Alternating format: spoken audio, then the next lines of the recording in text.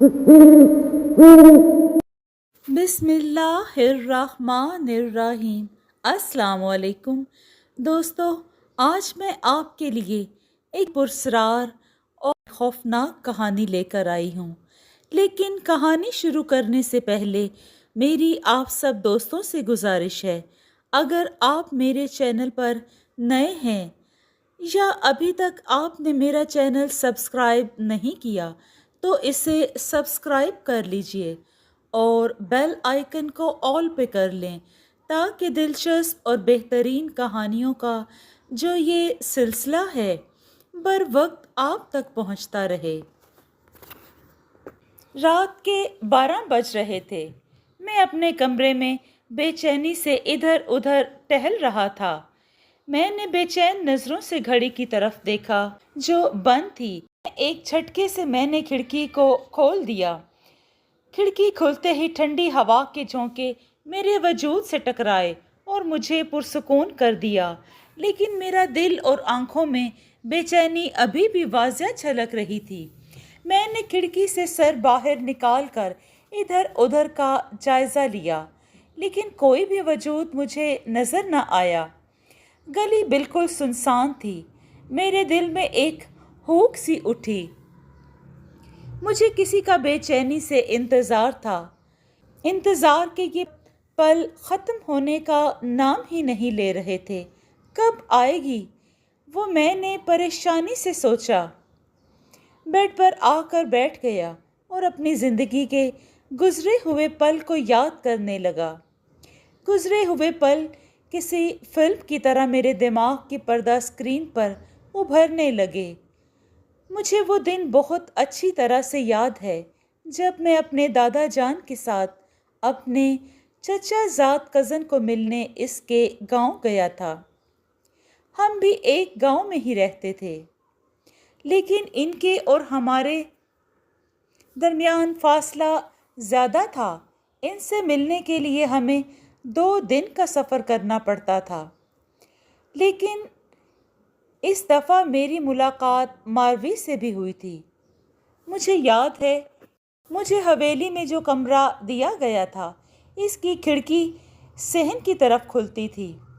मुझे तमाम कज़न के साथ बातें करते करते टाइम का पता ही नहीं चला था और रात का 1 बज गया था। फिर हम आराम की गर्ज से अपने अपने कमरों में आ गए। नींद मेरी आंखों से कोसों मील दूर थी। 14वीं का चांद आसमान पर चमक रहा था। चांद की सुनहरी रोशनी में हर चीज़ वाज़िया दिखाई दे रही थी। मेरे कमरे की लाइट ऑफ होने के बावजूद कमरा एक अजीब सी रोशनी में नहाया हुआ था। कमरे की खिड़की से झांकते चांद की रोशनी ने हर चीज़ पर कब्ज़ा जमाया हुआ था। अचानक ही इतने पुरसुकून माहौल में चूड़ियों की छन छन और पायल की झनकार गूंज उठी। मैं हैरत और खौफ के आलम में धड़कते हुए दिल के साथ खिड़की के पास पहुंचा। मैंने इधर उधर नज़रें दौड़ाईं तो मुझे सहन में एक लड़की दिखाई दी। इसने सफ़ेद लिबास पहन रखा था। इसके बाल हवा में लहरा रहे थे। कलाई चूड़ियों से भरी हुई थी। वो धीरे धीरे चलती हुई रात की रानी के पौधे के पास पहुंची। वो काफ़ी देर वहां बैठी रही। मैं ये सारा मंजर खिड़की से झांक कर देख रहा था। मेरे दिल में अब डर खौफ की जगह हैरत और तजस्सुस ने ले ली थी। मैं हैरत से इस अजीब मंजर को देखकर हैरान हो रहा था। अचानक ही वो उठी और लहराने लगी। इसकी पायलों और चूड़ियों का शोर हर तरफ गूंज उठा। मैं आंखें फाड़े इसको रक्स करते देखता रहा। वो हर चीज़ से बेखबर रक्स करने में मसरूफ़ थी। हवा में इसकी चूड़ियों की छनछनाहट और पायल की गूंज थी। वो रक्स करती रही। इसने शायद मुझे नहीं देखा था। मैं भी खिड़की से छुपकर उसकी तरफ देखता रहा। वो मसरूफ़ थी अपने रक्स में और मैं उसको देखने में। इस कदर खूबसूरत रक्स कर रही थी कि मुझे लग रहा था कि मैंने कोई नशा कर रखा है। میرا خیال تھا کہ اس نے مجھے ابھی تک دیکھا نہیں تھا، لیکن میرا یہ خیال غلط ثابت ہوا۔ لیکن اگلے ہی لمحے اس نے میرا خیال غلط ثابت کر دیا۔ اچانک وہ رکی اور بڑی ادا سے میری طرف دیکھ کر مسکرانے لگی۔ وہ بے انتہا خوبصورت تھی۔ مجھے اس کے دیکھنے کا انداز بہت ہی پیارا لگا۔ میں پھر بھی اس میں مگن تھا، اور پھر میری آنکھوں نے ایک بہت ہی دل کو ہلا دینے والا منظر دیکھا۔ اس نے اپنا ہاتھ ہلا کر مجھے اشارہ کیا تو جیسے مجھے جھٹکا سا لگا اور میں واپس ہوش کی دنیا میں آیا۔ پھر میری آنکھوں نے ایک بہت ہی دل کو ہلا دینے والا بھیانک منظر دیکھا۔ اس کی شکل بدلنے لگی، اس کا قد چھوٹا ہونے لگا۔ ایک ہی لمحے میں وہ ایک خوبصورت حسینہ سے ایک پل میں ایک بلی بن گئی۔ میرا جسم خوف سے کانپ رہا تھا، دل ایسے دھڑک رہا تھا جیسے ابھی سینہ پھاڑ کر باہر آ جائے گا۔ قدم زمین پر جم سے گئے تھے۔ وہ بلی چھلانگیں لگاتی ہوئی میرے کمرے کی طرف آ کر کھڑکی پر بیٹھ گئی۔ میں لڑکھڑاتے قدموں کے ساتھ پیچھے کی طرف سرکا تو اپنا توازن برقرار نہ رکھ سکا اور زمین پر گر کر بے ہوش ہو گیا۔ مجھے نہیں پتا کہ میں کتنی دیر بے ہوش پڑا رہا۔ جب ہوش آیا تو بلی ادھر کھڑکی میں ہی بیٹھی بڑی پیاری نظروں سے میری طرف دیکھ رہی تھی۔ میرے زرد ہوتے چہرے کو وہ بغور دیکھ رہی تھی، اور پھر بلی سے دوبارہ وہ حسینہ کے روپ میں آ گئی اور میری طرف دیکھ کر مسکرانے لگی۔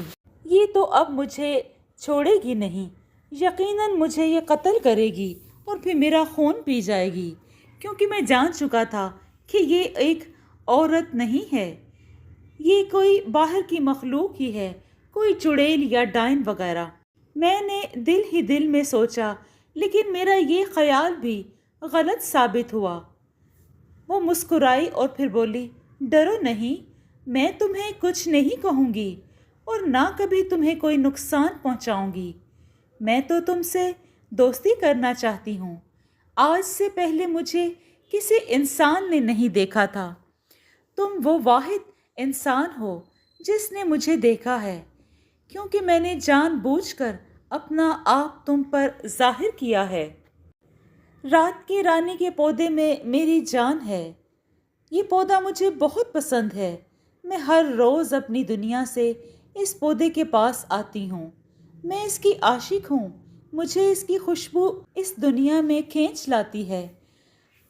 تم مجھے پہلی ہی نظر میں بہت اچھے انسان لگے تو میں نے اپنا وجود تم پر ظاہر کر دیا۔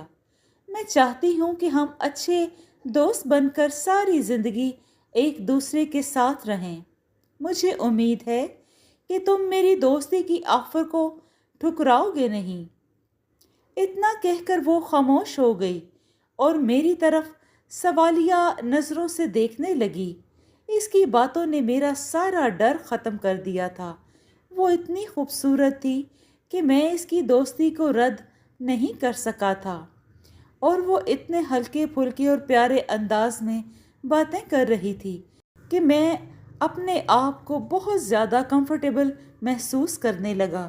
جتنا ڈر تھا وہ سب ختم ہو چکا تھا۔ میں نے دوستی قبول کرتے ہوئے اس سے وعدہ بھی کر لیا، اچھا تم سے ملنے روز آیا کروں گی۔ میں دن کو نہیں آ سکتی، کیونکہ اگر میں دن کو آؤں گی تو دن کے وقت انسانی دنیا میں سورج کی روشنی مجھ پر پڑتے ہی میرا جسم جل جائے گا۔ وہ مجھ سے تھوڑے فاصلے پر بیٹھی ہوئی تھی۔ چلو جیسے تمہاری مرضی، میں نے مسکراتے ہوئے کہا تو وہ بھی مسکرا دی۔ ہماری ملاقات روز ہوتی تھی۔ میں بھی اس سے دوستی کر کے بہت خوش تھا۔ بہرحال جب میں لوٹنے لگا تو اس سے جدائی کا احساس مجھے ڈسنے لگا۔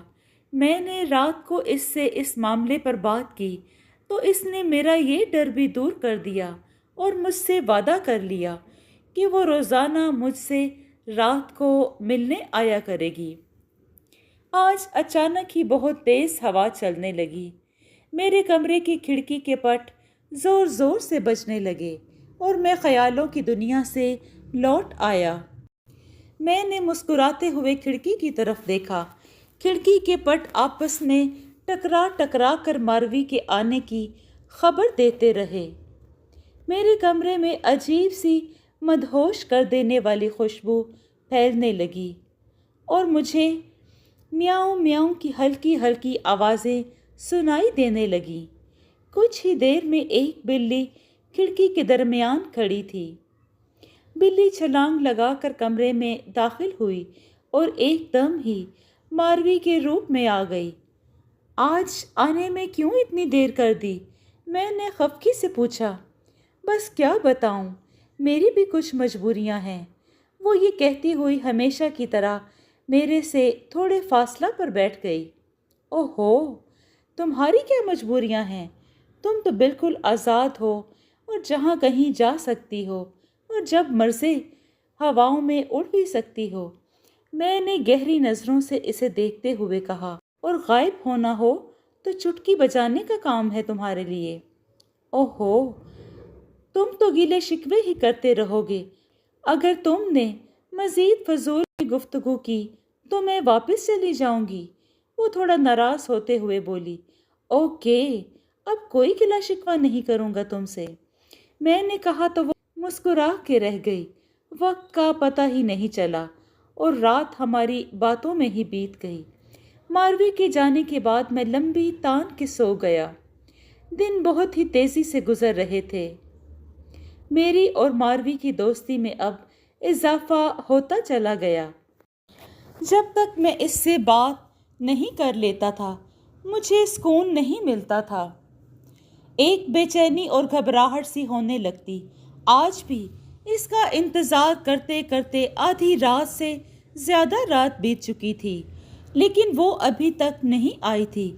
میں پریشانی اور گھبراہٹ کے عالم میں کمرے میں کئی بار بیڈ سے اٹھ کر ٹہل چکا تھا۔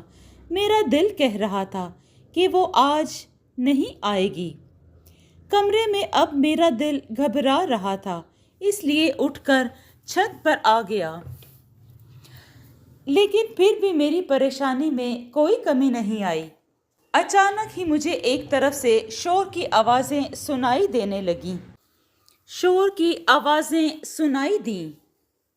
میں نے تجسس بھری نظروں سے ادھر ادھر دیکھا تو مجھے ایک لڑکی دکھائی دی جو جلدی سے ایک گھر کی دیوار پھلانگ کر گلی میں کود گئی۔ وہ لڑکی بہت ہی پھرتیلی معلوم ہو رہی تھی۔ وہ اتنی لمبی دیوار سے ایسے کود گئی جیسے یہ اس کے لیے کچھ بھی نہ ہو۔ وہ کسی بلی کی طرح چھلانگیں لگاتی ہوئی اندھیری گلی میں غائب ہو گئی۔ نہ جانے کیوں وہ مجھے ماروی لگی۔ اس کی چال بالکل ماروی سے ملتی جلتی تھی۔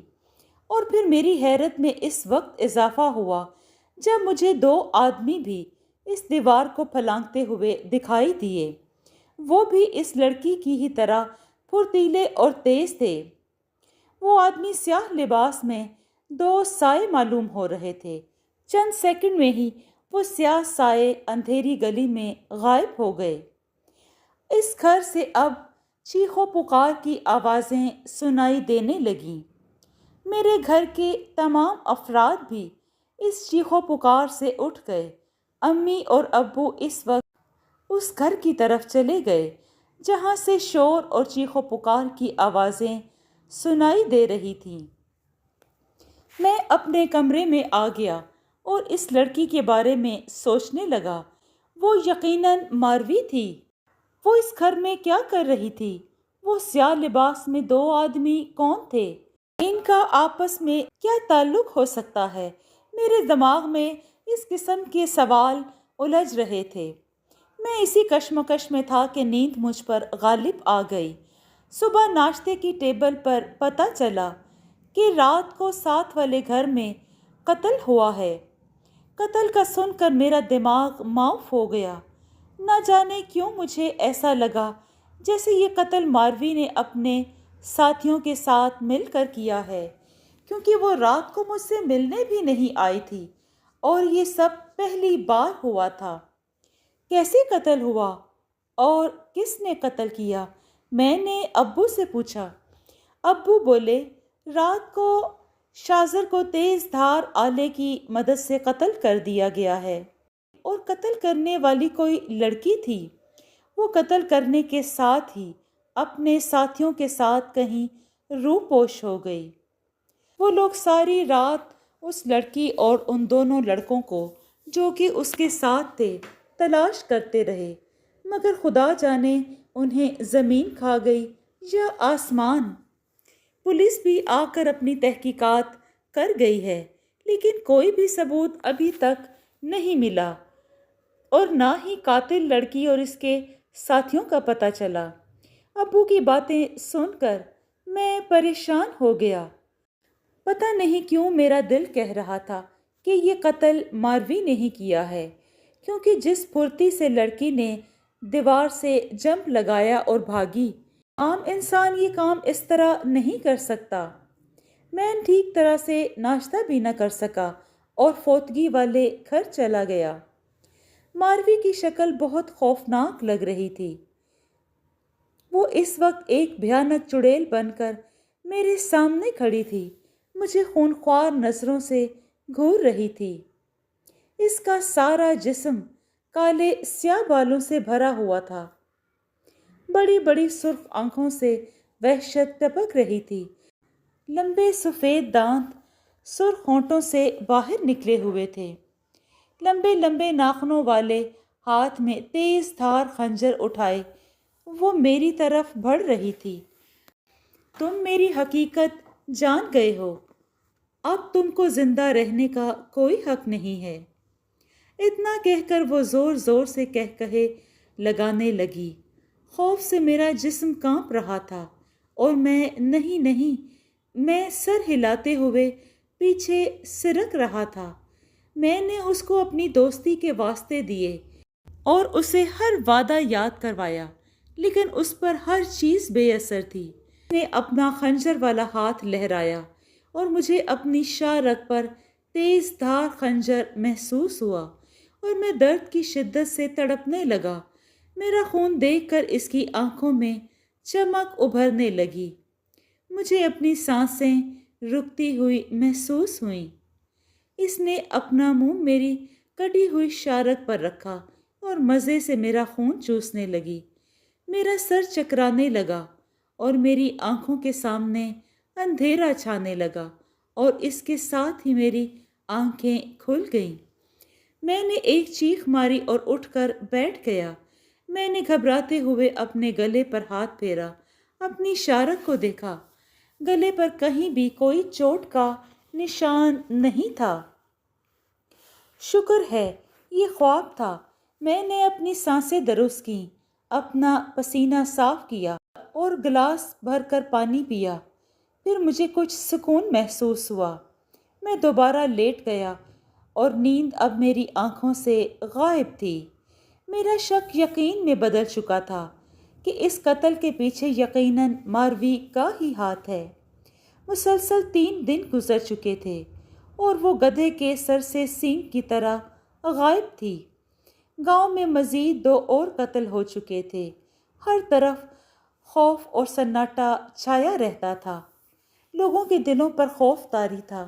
ہر کوئی اپنے گھر میں قید ہو کر بھی غیر محفوظ سمجھ رہا تھا، اور گاؤں کی گلیوں میں سناٹا طاری تھا کہ قاتل کہیں ادھر سے نہ آ جائے، سامنے سے حملہ نہ کر دے۔ لیکن ماروی کا کچھ پتہ نہیں چل رہا تھا۔ مجھے بہت ہی غصہ آ رہا تھا۔ دل کر رہا تھا کہ اگر وہ میرے پاس یا میرے سامنے ہوتی تو میں اس کا گلا دبا دیتا۔ میں نے رات کا کھانا کھایا اور کمرے میں آیا تو میرے کمرے میں تیز ہوا چل رہی تھی۔ کھڑکی کے پٹ آپس میں ٹکرا ٹکرا کر ماروی کے آنے کی خبر دے رہے تھے۔ مجھے خوشی کی بجائے خوف سا محسوس ہونے لگا۔ کچھ ہی لمحوں میں ماروی میرے سامنے تھی۔ وہ بہت ہی اداس لگ رہی تھی اور پریشان بھی تھی۔ اس کا چہرہ مرجھایا ہوا تھا اور چہرے پر زخموں کے نشان بھی واضح تھے۔ لگتا ہے قتل کرتے وقت یہ زخم اس کے چہرے پر رہے ہوں گے۔ میں نے دل ہی دل میں سوچا۔ ماروی پریشان اور اداس سر جھکائے کھڑی تھی، ڈری ڈری نظروں سے کافی دیر مجھے دیکھتی رہی اور پھر مجھ سے بات کیے بغیر چھلانگ لگا کر غائب ہو گئی۔ میں نے جلدی سے آگے بڑھ کر کھڑکی بند کر دی۔ میں یہی چاہتا تھا کہ وہ میری نظروں سے دور ہو جائے۔ اب تو شک کی کوئی گنجائش باقی نہیں رہی تھی۔ اس کے چہرے پر چھائی اداسی اور پریشانی بتا رہی تھی کہ وہی قاتل ہے اور اس کے چہرے کے زخم یقیناً قتل کرنے والوں کے ہاتھا پائی سے ہوئے ہوں گے۔ میں نے دل میں پکا ارادہ کر لیا تھا کہ میں ماروی کو زندہ نہیں چھوڑوں گا۔ مجھے یقین تھا کہ ماروی مجھ سے ملنے کے لیے دوبارہ ضرور آئے گی، اس لیے میں نے مٹی پر کچھ قرآنی آیات اور آیت الکرسی دم کر کے اپنے پاس رکھ لی۔ مسلسل 5 روز سے میں ماروی کے انتظار میں تھا، لیکن وہ نہیں آ رہی تھی۔ میری پریشانی اور الجھن میں اضافہ ہو رہا تھا۔ ایک رات آخرکار میرا انتظار ختم ہوا۔ ماروی پورے 10 دنوں بعد مجھ سے ملنے آ گئی۔ وہ اب بھی پریشان اور ڈری ڈری ہوئی تھی۔ میں نے اس کے ساتھ اپنا رویہ نارمل رکھا کیونکہ میں اپنے پلان میں کامیابی حاصل کرنا چاہتا تھا۔ میں ذرا سی بھی گڑبڑ کر کے اتنا قیمتی موقع ضائع نہیں کرنا چاہتا تھا۔ میں نے اس کو مسکراتی نظروں سے ویلکم کیا۔ میں نے اس سے پریشانی اور اتنے دن نہ آنے کی وجہ پوچھی تو وہ خاموشی اور خالی خالی نظروں سے مجھے دیکھتی رہی۔ پھر گویا ہوئی میرے گھر والوں نے مجھے قید کر دیا تھا۔ وہ جان گئے تھے کہ میں ایک انسان سے دوستی کر چکی ہوں۔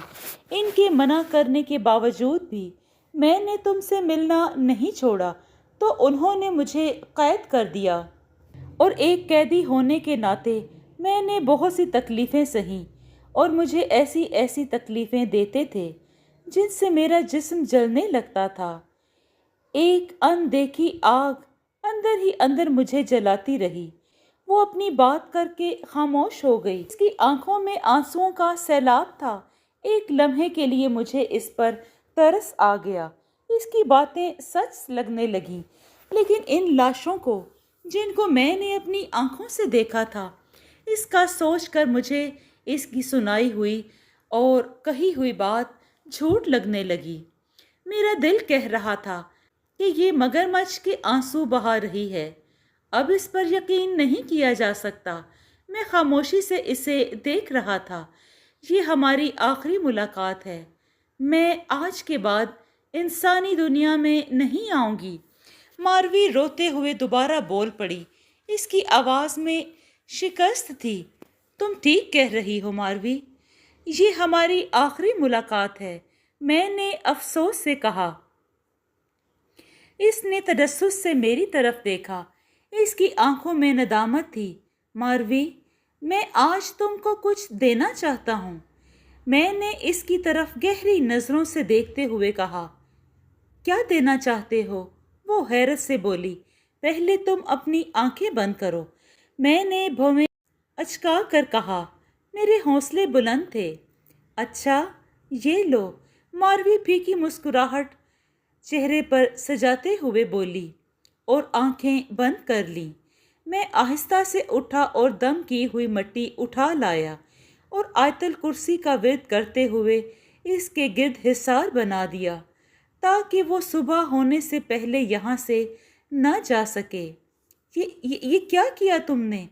اس حصار کو ختم کرو، مجھے تکلیف ہو رہی ہے، ماروی آنکھیں کھولتے ہوئے بولی۔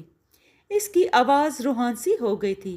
نہیں ماروی، تمہیں مرنا ہوگا، تم قاتل ہو، انسانوں کی دشمن ہو تم۔ میں نے غصے سے چیختے ہوئے سخت لہجے میں بولا۔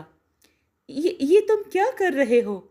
مجھے کچھ سمجھ نہیں آ رہی، مجھے جانے دو، یہاں سے میں نے کوئی قتل نہیں کیا، مجھے جانے دو پلیز، ماروی اپنی بات پر زور دیتے ہوئے بولی۔ اس کی آواز میں لڑکھڑاہٹ تھی۔ तुम मेरी आंखों में धूल नहीं झोंक सकती। गांव में जो 3 कत्ल हुए हैं, इनकी जिम्मेदार तुम हो। तुमने अपने साथियों के साथ मिलकर ये कत्ल किए हैं। मैंने तुमको अपनी आंखों से देखा। मैंने कोई कत्ल नहीं किया। तुम इस हिसार को ख़त्म कर दो। मुझे यहाँ से जाना है। कुछ ही देर में सूरज भी निकलने वाला है। मारवी मेरी बात काट कर बोली। सूरज का ही तो मुझे भी इंतज़ार है, मैंने मुस्कुराते हुए कहा। मेरी आंखों में जीत की खुशी थी, एक चमक सी थी। बहुत पछताएंगे आप, मुझे गलत समझ रहे हो। बहुत पछताओगे तुम। मैंने तो तुम्हारी दोस्ती की खातिर बहुत तकलीफ़ें उठाई हैं। तुम बहुत ही बेवफा हो। तुम पर वफा की उम्मीद थी मुझे। मैं तो इसलिए तुमसे दूर जा रही थी कि मेरी दोस्ती मोहब्बत में बदल चुकी थी। ये जानने के बावजूद कि तुम्हारा और मेरा मिलाप नामुमकिन है, फिर भी ना चाहते हुए मैं तुम्हारी मोहब्बत में बहुत आगे निकल आई थी। लेकिन तुम मुझसे इतनी नफ़रत करते हो, मुझे इसकी उम्मीद नहीं थी। तुम्हारी दोस्ती पर मैं फ़ख्र करती थी। मैं तो सोचती थी कि तुम बहुत अच्छे इंसान हो। जब भी मुझे मदद की ज़रूरत हुई तुम दौड़े चले आओगे। तुम क्या समझती हो मैं तुम्हारी बातों में आ जाऊंगा? तुम्हारा ख्याल गलत है। तुम झूठी हो। दोस्ती को तुमने खेल समझा। इंसानों को कत्ल करके तुमने मेरी दोस्ती का मान तोड़ा है। मैं तुमको कभी भी माफ़ नहीं करूँगा। मैंने इसकी बात काट कर गुस्से से कहा। पछताओगे तुम। मेरी यादें सारी ज़िंदगी तुम्हारा पीछा करेंगी। तुम एक दिन ज़रूर यकीन कर लोगे कि मेरी दोस्ती सच्ची थी। सिर्फ इंसानों में ही नहीं, दूसरी मखलूक में भी मुखलिसी और मुखलिस लोग पाए जाते हैं। मैं अपनी दोस्ती पर कुर्बान होने को तैयार हूँ। अगर मेरी मौत से दोस्ती पर लगाया इल्ज़ाम धुल सकता है तो मैं तैयार हूँ। 1000 बार कुर्बान होने को तैयार हूँ। अब मैं तुमसे कुछ नहीं कहूँगी, कोई भी फरियाद तुमसे नहीं करूँगी। ये मेरा तुमसे वादा है कि तुम एक न एक दिन ज़रूर पछताओगे।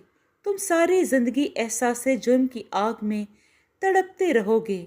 वो तंज करते हुए बोली। ये तुम्हारी भूल है, मैंने जल्दी से कहा। वो हल्का सा मुस्कुराई, लेकिन कहा कुछ भी नहीं। मैं कुर्सी पर टांग रख कर सूरज के निकलने के इंतज़ार में बैठ गया। वो गहरी नज़रों से मुझे देखती रही। आखिरकार मेरे इंतज़ार की घड़ियाँ ख़त्म हो गईं।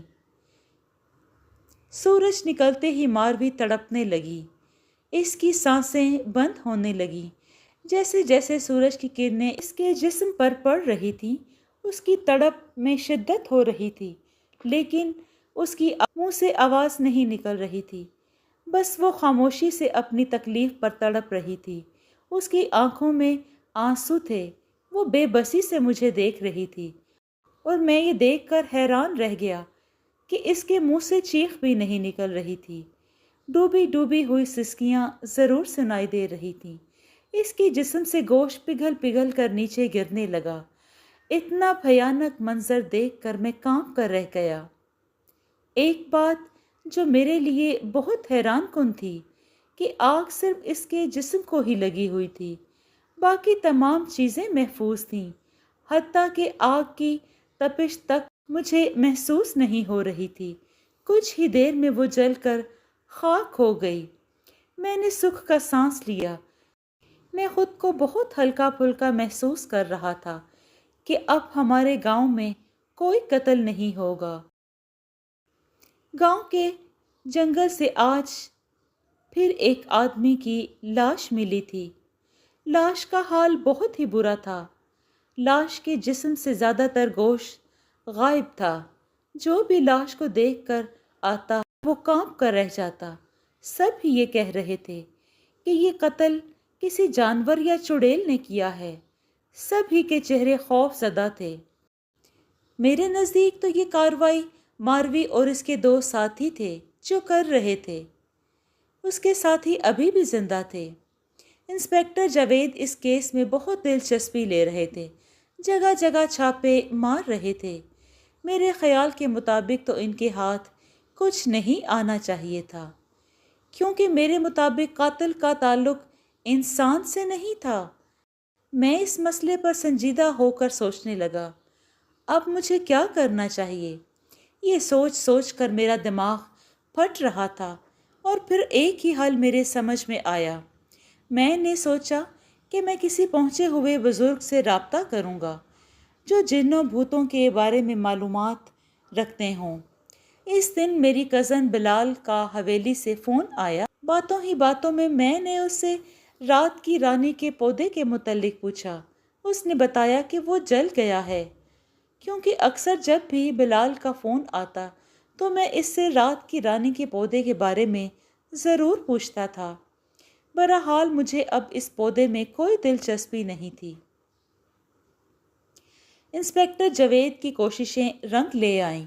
انہوں نے 3 آدم خور آدمیوں کو گرفتار کر لیا۔ ان آدم خوروں میں 2 مرد اور 1 لڑکی تھی۔ وہ انسانوں کو قتل کر کے ان کا گوشت کھاتے تھے۔ انسپیکٹر جاوید نے ان آدم خوروں کو رنگے ہاتھوں پکڑ کر کے چہرے بے نقاب کر دیے تھے۔ ہر کوئی انسپیکٹر جاوید کو مجرم گرفتار کرنے پر داد دے رہا تھا، لیکن میرے لیے یہ خبر ابھی بھی پریشان کن تھی اور بری بھی۔ مجھے رہ رہ کر اپنے آپ پر غصہ آ رہا تھا۔ میں نے ماروی پر جھوٹا الزام لگا کر اسے ختم کر دیا تھا۔ ماروی کی باتیں بار بار میرے ذہن میں گونج رہی تھیں۔ تم بے وفا انسان ہو، تم سب انسان ہی بے وفا ہوتے ہو۔ میرے ماں باپ سچ کہتے تھے، انسانی دنیا میں وفا تلاش کرنے سے بھی نہیں ملتی۔ تم پچھتاؤ گے، تم ساری عمر پچھتاؤ گے۔ ماروی کی وہ تمام باتیں ٹھیک تھیں۔ اس کی یادوں نے آج تک میرا پیچھا نہیں چھوڑا۔ وہ ٹھیک تھی۔ انسانوں کے علاوہ دوسری مخلوق میں بھی مخلص دوست پائے جاتے ہیں۔ میں اپنی پیاری دوست ماروی کو مار کر بہت پچھتا رہا تھا۔ میرا ایک ایک پل تکلیف میں گزر رہا تھا۔ نہ راتوں کو نیند آتی ہے اور نہ دن میں سکون اور چین ملتا ہے۔ مجھے اس کی باتوں پر یقین کر لینا چاہیے تھا۔ اب میں احساس جرم کی زندگی جی رہا ہوں۔ ماروی نے کہا تھا کہ تم پچھتاؤ گے۔ ہاں، میں پچھتا رہا ہوں۔ میرا ایک ایک پل تکلیف اور پچھتاوے میں گزر رہا ہے۔ تمام زندگی میری اسی پچھتاوے میں گزرے گی، اپنی دوست کے قتل کے پچھتاوے میں۔ میں آج بھی کھڑکی کھولے اس کی راہ دیکھ رہا ہوں کہ کاش وہ پھر سے زندہ ہو کر آ جائے، لیکن ایسا کبھی نہیں ہوگا۔ مجھے اس کی یادوں کو یاد کر کے تڑپنا ہوگا اور ہر لمحہ پچھتاوے میں ہی گزارنا ہوگا۔ آخر کیوں میں نے اس کی بات نہیں مانی؟ میرے لیے اب ساری زندگی میں صرف پچھتاوا ہی ہے۔ جی دوستو، آپ کو یہ کہانی کیسی لگی؟ اگر آپ کو یہ کہانی پسند آئی ہے تو اس کو لائک اور شیئر کیجیے اور کمنٹ میں اپنی رائے کا اظہار ضرور دیں۔ خوش رہیں، اپنا اور اپنوں کا بہت سا خیال رکھیں۔ شکریہ۔